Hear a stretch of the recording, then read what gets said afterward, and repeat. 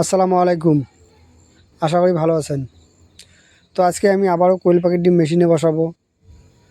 তো যদিও বা চাইছিলাম না এখনই কোয়েল পাখির ডিমগুলো মেশিনে বসাতে, যেহেতু ঠান্ডা পড়ে গেছে। তো এক প্রকার বাধ্য হয়ে আমাকে ডিমটা মেশিনে বসাতে হচ্ছে। তো কেন বাধ্য হয়ে ডিমটা মেশিনে বসাতে হচ্ছে একটু করে জানাচ্ছি। তো তার আগে সকাল সকাল দেখুন আমি কি করলাম। এখানে আমার যে ডিমগুলো দেখতে পাচ্ছেন এটা দেশি হাঁসের ডিম। এখানে ডিম রয়েছে 4 পাতা। তো এটাকে আমি বিক্রি করার উদ্দেশ্যে রেডি করতেছি। তো তারপরে আমাকে যেটা কাজ করতে হবে, এখানে আমার কিছু চীনা হাঁসের ডিম রয়েছে, সেগুলোকেও মুরগির নিচে বসাতে হবে। এখানে যে কোয়েল পাখি দেখতে পাচ্ছেন, এখানে 500-র মতো ছোটো কোয়েল পাখি রয়েছে আর কয়েকটা বড় কোয়েল পাখি রয়েছে। তো বড় যেগুলো রয়েছে সেগুলো এখন ডিম দিচ্ছে, আর ছোটোগুলোর বয়স বর্তমানে 22 দিন চলছে। এই পাখিগুলোকে আমি আমার খামারের জন্য রেডি করতেছি। আপনারা সকলেই দোয়া করবেন আমার জন্য। তো এখন যেটা আমাকে করতে হবে সেটা হচ্ছে, আমার কিছু চীনা হাঁসের ডিম রেডি হয়ে গেছে। তো সেই ডিমগুলোকে মুরগির নিচে বসাতে হবে, আর মুরগির ডিমগুলোকে আমি ইনকিউবেটর মেশিনে বসাবো। কেননা ইনকিউবেটর মেশিনে যদি বসাই তো একসঙ্গে কোয়েল পাখির বাচ্চার সঙ্গে ওই বাচ্চাটাও ব্রুডিং করতে পারবো। তো এক্ষেত্রে আমার অনেকটা সুবিধা হবে।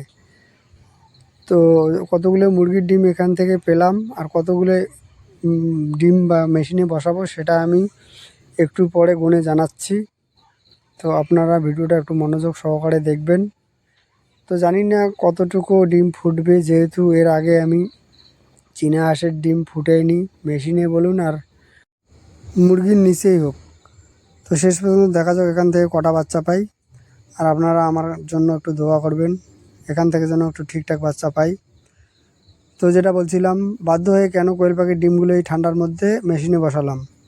তো যদিও বা ডিমগুলো বসাতে চাইছিলাম না, তো যেহেতু আমি নতুন কোয়েল পাখির খামার শুরু করেছি, তো অনেকে আমার কাছ থেকে ডিম বাচ্চা যাচ্ছে। তো সেই পরিমাণ ডিম বাচ্চা আমি দিতে পারছি না।